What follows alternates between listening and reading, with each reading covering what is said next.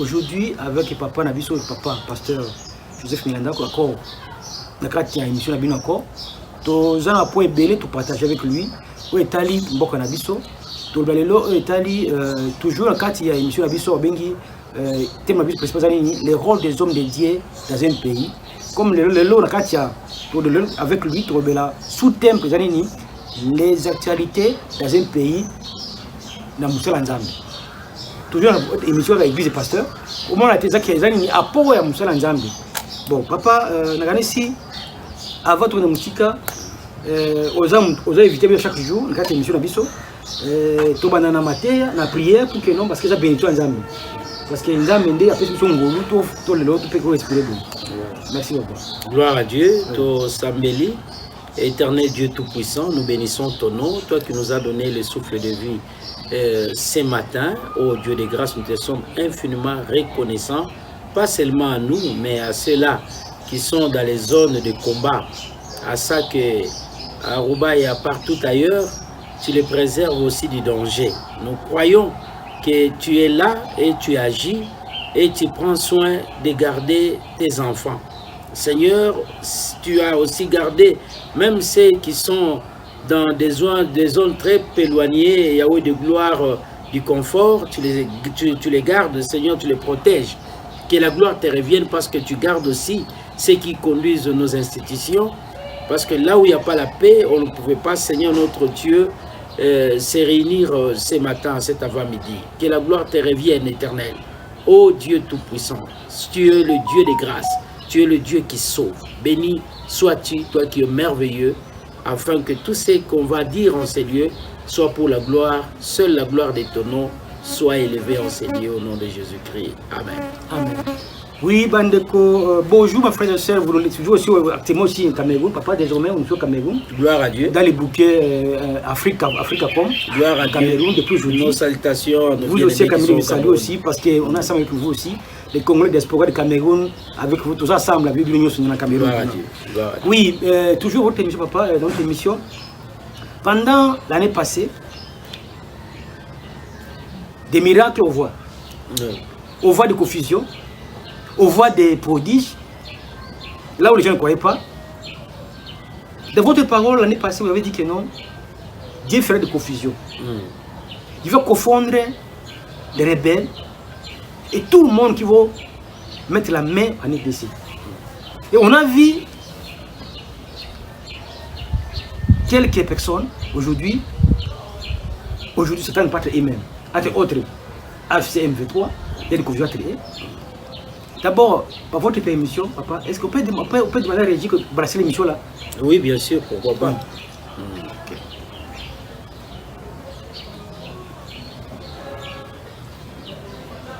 Ça va? Nakanisi, papa, merci. Nakanisi, monsieur Yves Azali, Michel Bosso, il y a 2026. Voilà. Michel Bosso 2026. Nakanisi, Tozana, papa, Ozana, monsieur Yves Pramba, Nimignoso. Na tous les téléspectateurs, il y a Goma, Bukavu, Gomo, Ouvira, par-ci, par-là. Nakanisi. Oui, mais vers le meilleur, pas il a des cognos sur la nord, Kivu, Yassib, Kivu, Zambalola, à Pambola, Bino, année Oyo. Et ça l'année à 5. Ma bénion so ya 2025 et traversé 2026 c'est T. Humiliation nyon so ya 2025 et traversé 2026 T na combo na Jésus Christ. Amen. Zambalola consolé mité manabino. Il est celui qu'on appelle le réparateur de brèches. À réparer, oh nyon so bobungisi, azolo ba je vous restituerai les années qu'on dévorait les sauterelles. Maleleki zamba ebisa kibiso likambo ya ndeko na frontière ya Gisenyi. Oh abandaki kokomituna na motema na lelo maintenant ni Sami a réagi. A réagi pour répondre à Goma. Bakosala musala te. Bakosala musala. Amen. Février ekoki kokoma na suka te likambo ya aéroport ya Goma ezozwa solution. Amen. Bakoyoka yango. Ba mitungisa mate wana eloba miteke ba ebisi na l'ambassadeur américain te nazolo ba itanke homme de Dieu. Okay. Février kokoma na suka te bakomona likambo aéroport ya Goma ekoyeba na kozala arranger. Okay. Elisa lobi yango talobi ke no bokomona kopo ya farine kokita na mikolo ezali koya boye officier ya roi lobi na ete likama boye kosala matata nzama fonema misa lola ndela za koloba kobeta tembeke février na fin na yango tito koma na fin na yango okomona likambo ya aéroport à Goma solution ko sala nini ekozwama nzamba pambola bino miki na souhaiter. Oui, bandeko balandi bozo landa wana image wana ezali déclaration papa ezalaki na février 2025. En plus ça répété le sous le 1er décembre même parole. Veut dire confusion na kati ya ka banguna ya BDC. Ba musu bandimaki bisoté. Papa, publiquement c'est quoi? Les gens qui n'attendaient pas. Parce qu'aujourd'hui, non, et il y a même où Melaka, il y a où Melaka, mais nous avons mis l'eau, après c'est ça. Gloire à Dieu. Oui. Toujours mon na Mukanda na Habakkuk 2. Ah, ok. Verset 2, Tokiti. Nini loba na Nzambe ezali koloba na biso tokokita poto yo kamela oyo Nzambe azanango pona tina na libota ya Congo. Amen. Loba na Nzambe zolobete l'Éternel, je lis la parole de Dieu au nom de Jésus-Christ. La parole de l'Éternel, l'Éternel m'adressa la parole et il dit: écris la prophétie, grave-la sur les tables afin qu'on la lise couramment, car c'est une prophétie dont le temps est déjà fixé. Elle marche vers son terme et elle ne mentira pas. Si elle tarde, attends-la, ok, car elle s'accomplira, elle s'accomplira certainement. Amen. Voici, son âme est enflée, elle n'est pas droite en lui, mais le juste vivra par sa foi. Le balanzam les ali kotel sabiso na mukana na Habakkuk 2 à 4 que oyo nzamba lobi esengeli ko simba yango makasi. Amen. Oyo nzamba lobi eza eloko ya ko négliger te. Quand Dieu parle, il faut retenir et cela doit être gravé dans nos cœurs. Amen. Alobi, l'Éternel m'adressa la parole et il dit: écris la prophétie, grave-la sur des tables afin qu'on la lise couramment. Toloba ki yango awa. To simba ki mabele kaka na place o tozalia. Oui, yango image bilili. Toloba ki ete oyo nyonso aye pona ko sunga Congo. Oyo nyonso aye pona ko salisa Congo. Ezala za mwana ya mboka, ezala za mopaya, nzamba pambola ye. Amen. Mais oyo akokota asangani na monguna ataza mwana ya mboka atazali mopaya nzamba confondre ye. Nzamba lola a confondre bango. Confusion yango to bandi komona. Amen. Et puis confusion nano esilité. Confusion ekoti makasi. D'abord entre APCM 23 confusion et bandi pe kokoba e kokomela lisusu kino komema bango na disparition. Amen. Confusion entre Rwanda na M23 na FAPC et kokomela lisusu pe komema bango na disparition. Confusion entre Rwanda, France, Pologne, pays nyonso oyo mobulu e kokota parce que biloko musu azwaki ya nyongo. Biloko musu bapesaki bango na eliki yake avec autant d'années loko to réussir ko balkaliser Congo to récupérer ba mbongo wana. Siko il faut aluka yeba akozongisa manduki wana ou bien akozongisa misolo et ba contrat na bango ya molili basalaki ekosuki la bango ndenge nini. C'est ça la confusion. Amen. Parce que va penser na bango et aboutir te. Yango Bible ezali koloba Jérémie azoloba yango, il n'est pas donné à un homme quand il marche de diriger ses pas. Et pe sameli motote ta mazali ko tambola akamba matambi na yeye moko. Et sengeli otika nzamba kamba yango. OK. Voilà un peu yango moni mobule bandi kolata bango et puis tant toloba ki ete nzamba ko sala. To bandai ko zongela yango. To bete nzamba ko telemisa be moto moko. Likambo et likambo to sala alliance boy. To sala alliance boy. Nzamba ko telemisa be moto moko. Après 30 ans. Nzamba ko telemisa moto moko a commettre fin na likambo. Batu bataki teme babio Donald Trump akoleka te boy biso trobi tala toza kondimete mona mbali wana koleka. Et puis ayeba Afrique te lokola biso nzambe alobi ka kotemisa moto moko yango nde talisi ke les États-Unis c'est vraiment la grande puissance parce que même na makambo tali ya spiritualité ozomona nzamba poni pour Poutine te pona Congo. Oui, il a choisi Trump. Oui, pour que Trump soka lobi ko tosama parce que gouvernement RDC ça qui va vivre combien de fois en Russie. Voilà. Ça solution. La Chine coûte bango ba chinois ba bénéficier mingia. Oui. Pendant 18 ans. 18 ans. Ba bénéficier mais lokola moto déjà atondi ça lokola mwana moketo olesi ceux qui atondi au bakisi mususu abwaki yango au bakisi mususu afuli yango président zokende ba lokola bazomona ete États-Unis bio Chine ko munene boy pona likambo technologie ne avancée te biso Congo tokozwa yango na nko États-Unis nzamba tele biso zo Congo na nko olobo biso signeka ko toyebi yango te biso boy na Congo toyebi yango te. Oui. Oui, bandeko balandi et sur télévision babi que non pour essayer de m'arrêter mais ekokokisama nzamba kosa yango tout moni que non officiel nyonso pas le baki manu monana. Oui, bandeko balandi sur télévision toujours le même passé tout le monde qui papa lobby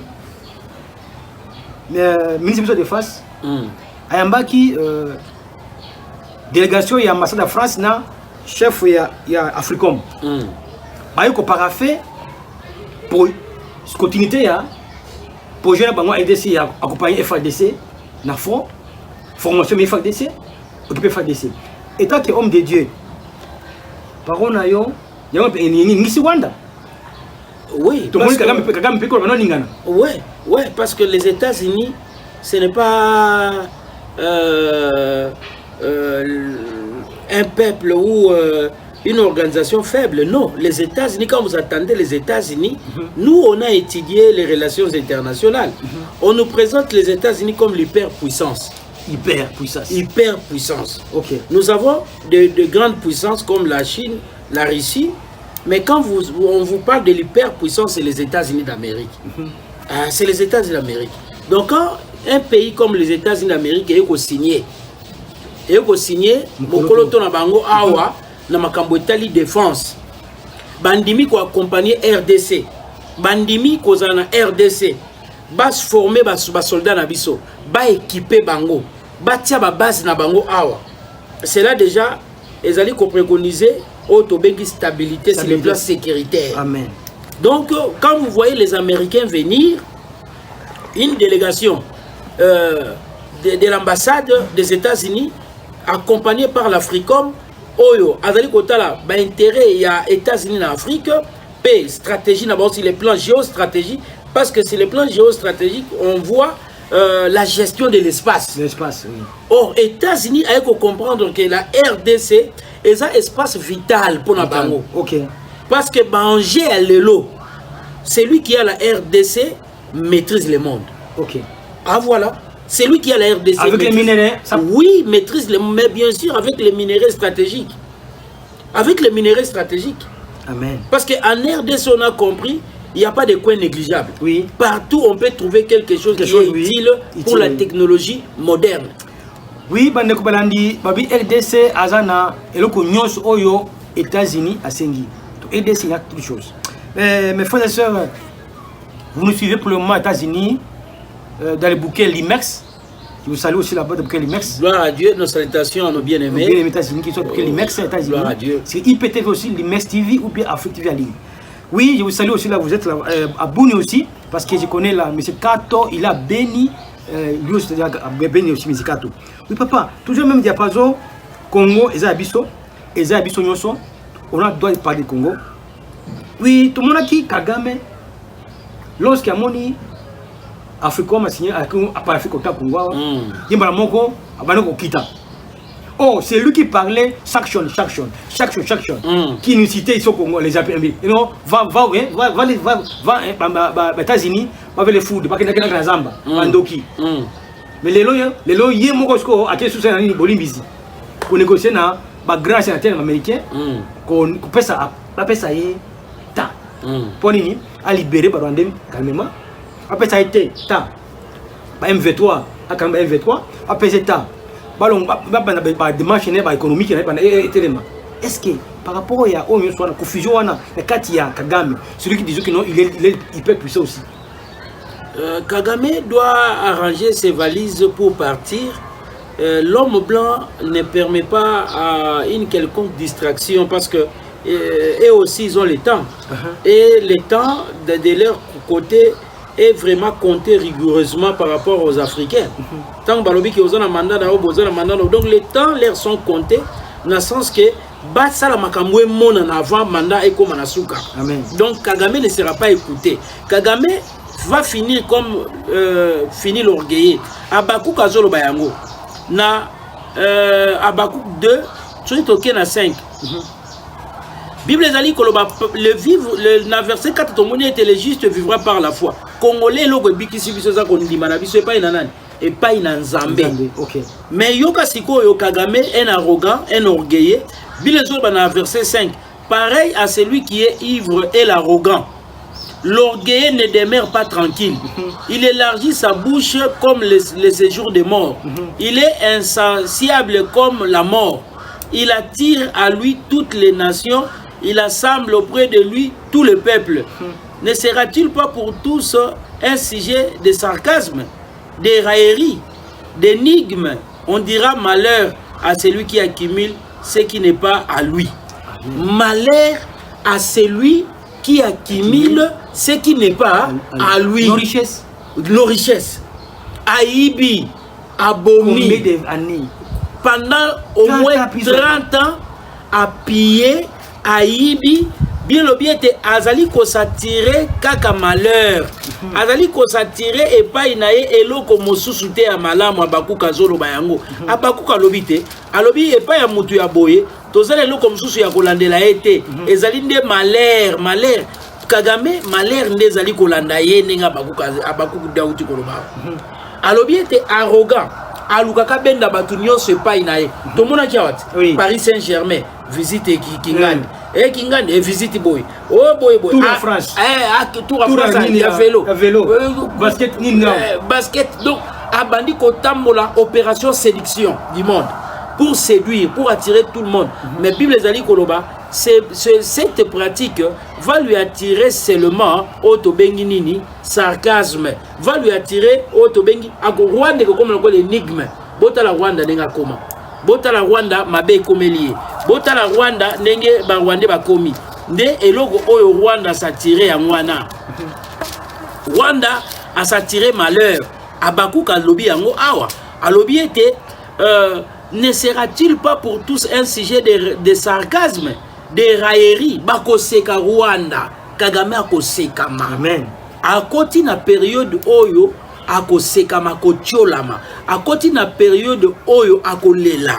A koti na période oyo ako belela mutu ako yoka ete. Bilobi ete ne sera-t-il pas pour tous un sujet de sarcasme, de raillerie et d'énigmes? On dira malheur à celui qui accumule ce qui n'est pas à lui. Malheur à celui qui accumule ce qui n'est pas à lui. Jusqu'à quand? Malheur à celui qui augmente le fardeau de ses dettes. A koti banyongo. A koti bisenga senga. A ezali ko accumuler ba fardeau. Alaka ki akokisa kite. Papa, avant que nous sika. Nyongo oyo n'Angleterre. Akutonga ndako immigré. Il y avait immigré, voilà. Yangona, avant de apporter plainte pour Angleterre, après c'est mon côté. Yango nyongo no. Yende foison sambo. Banga zala nyongo la. Ba fardo ya ngwana. Ba minyogo oyo azui. Ba misilo ya zwaki. Ba pesi yango pambate. Ba pesi yango pambate. Dans le monde, dans les relations internationales, il n'y a pas d'amitié ou d'amis, ce sont les intérêts qui comptent. Amen. Donc, si on a pour batali qui a moulaï, jotomikie, bango bazo se perdre dans le mouké na emingal, joie missile sol air. Non, si yango, avec une condition, on peut savoir autant de tonnes à minerais. Si quoi, est-ce qu'à quoi si va tonne yango, à okabola nanani, on peut ça nanani. Voilà, oyo ezali ko komelaye, ezali nde suka. Babi était fait à orgueilleux, ezalaka malamu te. Bible zoloba, Dieu voit un orgueilleux de loin et il le déteste. Amen. Kagame c'est un arrogant. Kagame c'est un orgueilleux. La Bible dit l'orgueilleux ne demeure pas tranquille. Il élargit sa bouche comme le séjour des morts et il est insatiable comme la mort. Il attire à lui toutes les nations, il assemble auprès de lui tout le peuple. Azobenga batos yebsangai balobi ke Afghan, balobi ba Pakistanais, au bazan na Grande-Bretagne. Oui. Au lieu bazonga na mboka na bango, yo kei ko ndimote ba na bango awa. Donc azo luka benda na bato culture et qualité. Bato culture et qualité. Après pas contre la Congo. C'est un orgueilleux. Après contre la Congo. Ayebi kututé ce ko mema bango wapi. Donc pour montrer c'est seulement que lui il peut tout. Or il ne peut pas tout parce qu'il est limité. Azo benga batu. Babi ba chinois bazana bisika ko vanda te. Ba ko vanda pa na biso. Tala superficie ya Rwanda. Hein? Azak na orgueil nae azaki capable à senga na Chine ke ba pese ndamo ba chinois ba ko vanda kuna za espace. Mais tala espace ezate. Yazo azo luka espace na Congo, mazo luka ka batu ba ko vanda pa inae. Mais le même batu ya Mulenge. Benga bazana place na Rwanda. Voilà. Ba vanda na Congo. Mais yazo luka peuple mususu e ko vanda pa inae. Arrogance, orgueil. Congo, pourquoi pas non, parce que les gens regardent le Rwanda seulement du bon côté. Il y a des bidonvilles au Rwanda, il y a des hangars. Presque 60% il y a population rwandaise comme Alongate. Et plus de 45% bazo vanda na bikoko, bazo vanda na hangar en tôle. Mais pourquoi à construire pour na batouana te? Yé à l'obité, Afghan, Pakistanais boya, parce que c'est un homme cruel. À penser qu'il est déjà que non, vu que batouana kamikaze je vais les utiliser pour pas qu'ils ne envahir Congo, pas qu'ils ne envahir Burundi, pas qu'ils ne envahir Tanzanie, pas qu'ils ne envahir Mozambique. Donc abandaki déjà ko luka sala mokilio yaye na mokili ya batu ya Nzambe. Yo mokili ya Nzambe yo sala mokili na yo okobandela yango wapi? Batu ya ngana ya Nzamba bomi. Azana Nyongo, il a accumulé les dettes, même les dettes de sang. Même na Nyongo ya makila 10 millions de morts. Akofuta yango nenge neni. Yemoko. Yango wana internet mo baki bongo. To continue question moko ya actualité Ngoma. Comment on dit que non? Pour le moment Samba, makila ba jeune Goma bomaki. Makila ba jeune parce que tout le monde quelques témoignages, M23, au niveau ya Bukavu, beaucoup de personnes assassinées au Goma pour le jeter le volcan. À Goma. Pour nini, trace mon até. Mais dit quoi? Soit bon mieux pour que nous trace mon até, on va le volcan.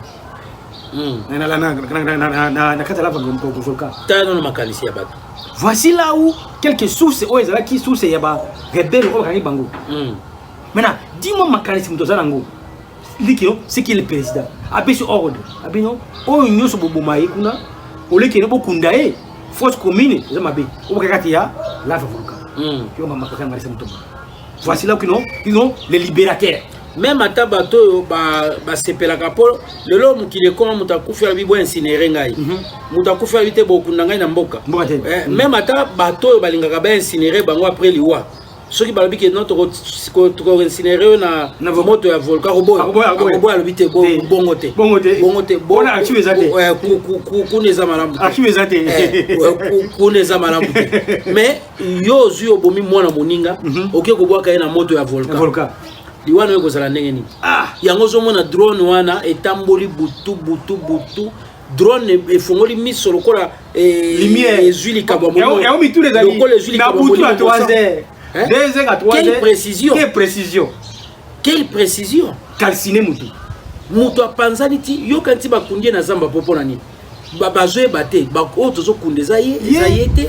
Oyo ezaki ye ou bien ezaye ndam mwandambo oyo tozuya ye ou bien mutu mususu nyonga Congo sika boye bakino kolakisa libota na eni makila Congo bakilakisa libota na eni ketala ulingo maye makila Congo libota ko ba botika ba masekio oyo mutu ndeko na biso oyo bolakisa biloko ni ou bien soki ata ba na cercle fermé lokwa na famille batamatata bazanga kate bo fongola na tala yana ngata ya suka bo fongola mwasa kolela bi na moni ata ya suka babite pona ko boya nyonso oui tika tokunda kaka tokunda biloko ngo tozuyo naza ezoye bala pete est-ce que ezayete donc perdu dans la nature asakala ki na kombo na Yesu bazali ko interviewer na journaliste mususoki na ndeko na ye atoni sama ki na ba sentiment azolo ba wilingo maseko koleka Yesu mutako seko koleka Yesu azali yo muto mokili ata balobi oseko kokufa lisusu Lazare akufa te Saddam te Lazare kaka oyo Yesu akufa lisusu oui Yesu aza kaka ye moko oyo akufa asekwa okocompare na mutu babi il est incomparable ntango mutu okoti na masano na yo suka na masano na yo kokota kokomona Yesu na kati te kosakana na Nzambe te basakanaka na Nzambe te yango ozomona bakomi sujet ya kotiola yo mona mutu akufi bato bazwa kobeta bacimbumbwe bato mutu akufi bato mosusu balie fufu lokola likambo mosusu bato bakaboli misuni bato balobi o non liwa ya boye parce que ala chuta major ya Kagame mbala ya liboso na mona liwa ya boye bato bazosepela na liwa ya mutu malgré biso basali na Nzambe tosepelaka na liwa ya mosumuki te po ete eza na litomba te na miso na Nzambe liwa ya mosumuki eza na litomba moko te soki atubelaki ayebaki Yesu Masiya elingaki kozala litomba mpo na ntina na molema na yango tozali koyebisa bandeko nyonso ete soki boyebi kowumela na kati ya mabe liwa na bino ekoleka na ya Willy Ngoma ndenge ya kufeli bokozala na liwa ya somo oyo libota na bino ekokoka koyamba bino te lokola bawei bakokoka te bazongisela nzoto na yo epai na bango mpe okomonana te oui yango wana même parole lobi nazalandaki lobi mopanzi sango monsieur Israël ya boso politique lobaki nanga tubela zongela Nzambe parce que déjà oyo eza njelo zoya soki lo Kagame moko ayini bato na ye akomo kopesa pouvoir bato ne proche na ye na yo congolais nto musiko wapi déjà on avait vu déjà aussi Nyarugabo qui se présente aujourd'hui comme futur candidat face à Kagame place à Nanga déjà Willy Ngoma Kei membre ya AFC toi de balongo déjà de balongo tiré moko yépé à tout sinon yépé au Kenegami parce que déjà plan est déjà établi on a vu là-bas l'autre a un autoproclamé remplaçant Yanani ya Makenga lui aussi rwandais Torobaki yango tobaki mission na biso le 1er décembre torobaki yango mobulu ekokota na yebite nanga tango susu azali kolika mingi na kindoki ya Daniel Safuke akomema eba pouvoir na butu na yebite amen na yebite soka zolika ki alobi Daniel Safuke azalaka na ndoki makasi akomema nga butu tokokitata na na Congo central tokimi tokoti ata Brazzaville mais soki babi eliki na moto ezali vanité babi modi soit celui qui se confie alors to ba prochaine soit soki azokanisa ke Daniel Safa komema ba pumbwe na butu ba prochaine malamu parler bakebi malaluozu luozu bakati bak mbangu bien bakati Congo Brazzaville na minduli chargé finance na Willy Ngoma eza pamba vanité kolike pas na moto eza confusion modi soit celui qui se confie à l'homme Daniel Safa akoka kosali sa été au monde baza bongo qu'il se prépare au carnage bako bom nasuka le ba komona oya kosaki ngai ayo benga kinga kosaki ngai ayo lobaki boye tomoni boye te papa o malin plus malin oya lobi bonga na boma oyo oya lobi nganga na boma oyo oya lobi biso to kimela boye o nzoka baba eba kiti bejejaki aba o ba o ba eba ki o ba kokima babeti bango ba babete o pele ko babeti ya biso to beta bango mobulu ekokota bulu yeke ekokotela bango amen ekokotela bango le Seigneur notre Dieu tolobaki ete Nzamba frappé bango l'esprit ya vertige yango yo kizunguzungu bandi babengi on a lingala kizunguzungu amen mobulu ekoti bango ils seront frappés et abakuka za koloba po mokili yeba mokili banga sango ya Nzambe ke oyo Nzamba lobi soki Nzamba poni yote aponi yote amen tika oyo Nzamba poni bo accompagner eloko toloba na ba traître mingi ba batami na kisasa awa moto Nzamba poni ba accompagner kaye ba combattre kaye te sinon tozo ko combattre Nzambe on nanya ko combattre Nzambe alonga ozutala mutu yo ba kiete mutu lokola Gédéon te ayeba ki bitumba te tozo kila likambo Gédéon tango nyonso ayeba ki bitumba te mais Nzamba azolo ba vaya héros ngai na poni yo okolonga abi Nzambe pardon na kokoka makambo tabite nga na sali yo komi elombe tala lokola ndeko na biso Félix Tshisekedi mokabi ya mboka azali kokamba mboka bato bayeba ki ete na makama manduki bato bayeba ki ete kakoko longa mais tango bozo komona mutu yango azotelema aza kopika boko comprendre que non aza mutu nzamba poni bo accompagner ye to accompagner biso nyonso po Congo etongama to accompagner biso nyonso po mboka na biso ekende liboso tala Macron a comprendre abandi ko benga bi Félix yaka ngala boyi na suka mabe o kanisa nanu pe par na biso ba français o kozonga mwa sima to tala pe biso ba intérêt na biso soki ndenge ni po Rwanda tozomona suki kaka asuki Rwanda ya suki oui bande ko balandi ya Sport Télévision donc malembe na suki émission na biso Rwanda a comme la souka. Confusion et rien à kati ya équipe ya M23 et ses collaborateurs.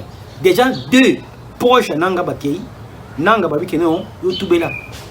Zone panzambe ou bien kimana yo. C'est le moment. Avec Inda, kanage papa ba kanage. Sinon Inda la yokuna. Oui papa, tulanda ki susu. Papa mo alobi ki tuna alobi na o nyosto moni. Depuis 18h30 lelo. Mwana mboka entre parenthèses Kabila lobi que non M23 est inspiration pour Congo.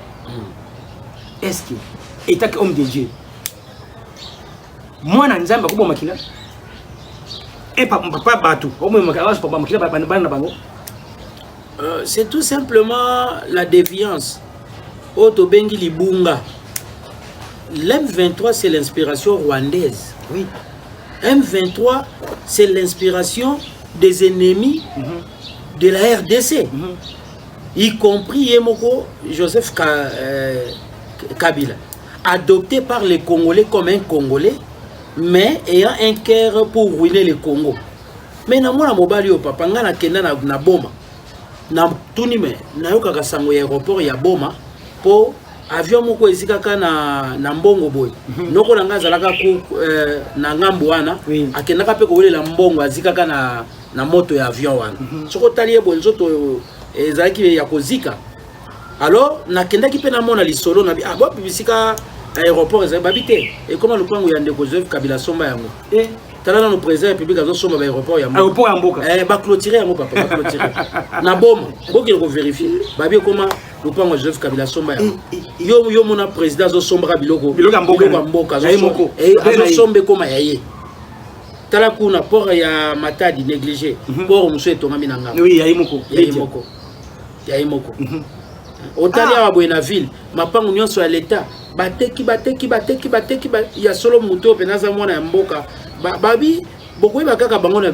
nzambe alobi bilembo ata baoyo bazali ya nzambe okoyi bango na misala oyo ya Congo koyi pe na misala omoni ya Congo te nzele bonga boyo alingi komona nzele beba te malgré ba ministre oyo bazali ba travaux publics pe batala kamalamu tala route na biso ya bypass ndenge zobeba na côté ya entrée Kimwenza tout ça nzela ya Kimwenza otali Matadi Kibala nzele zazali kobeba toli ko interpeller ministre ya travaux publics qui dit baté ozana qui dit ba mwa mingi kozela katelo ko bebi mobimba ndebo ko sala bobwandi ko pénaliser population pour information soki nzela wana ba bypass bebi déviation ezate papa déviation ezala raté okolonga Matadi Kibala okota wapi okokota nzela ya Lukunga nzela ezate rocard obima tokene ko batunyo so balekana na nzela ya pompage tokosuka wapi eza route principale Matadi Kibala et baby tokangi parenthèse wana contexte ndeko Félix Tshisekedi aza na volonté ko bongisa mboka ba projet ye moko azali ko tindika liboso tozomona ngonde ezali ko sala nzamba zwa lokumu ndeko azalaki na posa ya kokamba mboka ya Congo mazalaki na bolingo ya Congo te tala minduki nyonso asombe kenda wapi yangona Félix Tshisekedi aluki minduki ya ezate tinda yango wapi mitu kota pendant une semaine à Kinshasa batu butu moi manduki ezali kokota asombi ba avion de guerre kenda wapi eke totu na mituna minduki nyonso esoma tangu ya 50 ans ya anniversaire na biso ya Congo ekenda wapi aki kobombisa na ba M23 aki kobombisa na Uganda aki kobombisa na Rwanda na misusu ateka ki lokola lingaki mombongo mingi lokola lingaki mombongo mingi vraiment il était adopté mais atikali kozala congolais te na motema OK oui bande ko balandi to komi presque na suka émission na biso papa, je connais bien que non, tu as na Ituri. Tout le monde geste mon loi belle na Ituri. Avec le général Johnny. Asa est apport mingi na kati Ituri. Pour na yo mutoboye. Félicité. Bon, baboya qui na goma pamba. Moka chucha lobite muto na goma na lingiete. Muto na goma na lingiete. Ba Moïse Nyamugabo. Ba misusu tokotanga kombota ba kosala fièvre. Ba boye ba lobiote. Aza muto makila. Ba koseli ba pakolier sango mabe. Mais nzamba ebaki. Nzamba sala keloko nyonso na tina. Amen. Nzamba ebaki na goma kukuna.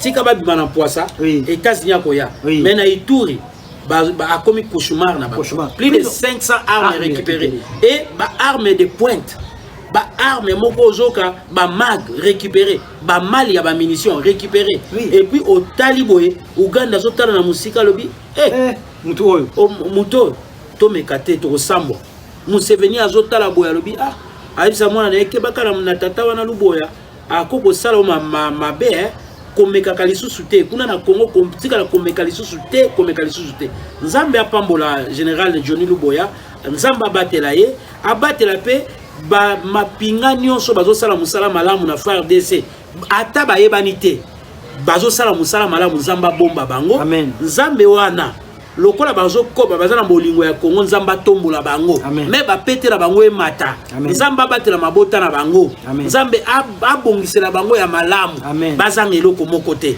basoda na biso bazanga eloko moko te. Oui, bande ko belandi ya Sport Télévision to kobi na suka émission na biso papa vous ana momo pa makumandi na biso tozali ko banda ngomba ya mabondeli oyo kozala la relation du Saint-Esprit avec l'église. Le Saint-Esprit équipe l'église pour le combat spirituel. Tozali ko banda yango mokolo ya mercredi kozala mercredi le 3 je pense le 3 ou le 4 mercredi aussi ça yango dimanche le 8 bande ko tozangisa te bande ko ya sem ezali na quartier Nabiso Sebo ezali en face ya collège belgo-congolais au côté entrée qui Mwenza au côté entrée qui monastère vertuano qui au côté entrée qui Mwenza au Sebo au leboti kanga na collège belgo-congolais en face na yango l'église ezali wana centre évangélique Manaïm to pesi mbote na bandiminion sur centre évangélique Manaïm na mwasi na ngai Rosa Biolandako na pesi mbote na Mosel na Zambé pasteur Jean Madimba bande ko États-Unis to bosana binote ndeko Serge Kenga na libota na Mobimba ndeko Sandra Matamba Zamba pambola bino pe bande ko mingi oyo bazali na mboka ya États-Unis Zambé apambola bino to pesi mbote na baboti o baboti biso papa Maurice Miranda kuna Makanza papa Sébastien papa Bokilo ndeko Fidèle Kiyangi o azali beau frère na ngai grand frère ya mwasi na ngai Zamba pambola bino et puis to bosali bande ko Kazangulu te balandaka pe biso ndeko Florent Panda na libota na Ebomba Zamba pambola bino mingi tozana esengo mingi na pamboli PDG libota na Ebomba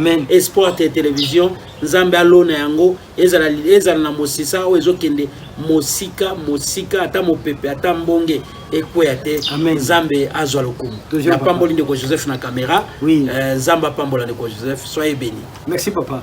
Oui bande ko balandi to comme na suka déjà caméraman biso spécial qui monsieur Joseph donc à mon image wana bilili na yemo pona émission na bino les églises et les pasteurs to comme na suka émission na biso tabe l'équipe to ça va des to pesa ba pour mususu to gadango prochainement pour mususu très important parce que ni comme ko ningana est-ce que mandat ou bien mission tout le monde a un prochainement d'émission parce que bah mususu pas que non il faut mission parce que on a vu comme ça que non à ça les belé assis na onté parce que après c'est bah mususu pas que non constitution déjà est comme la souka et ça déjà 8 comme vieux faut pas changer parce que on y a tout le monde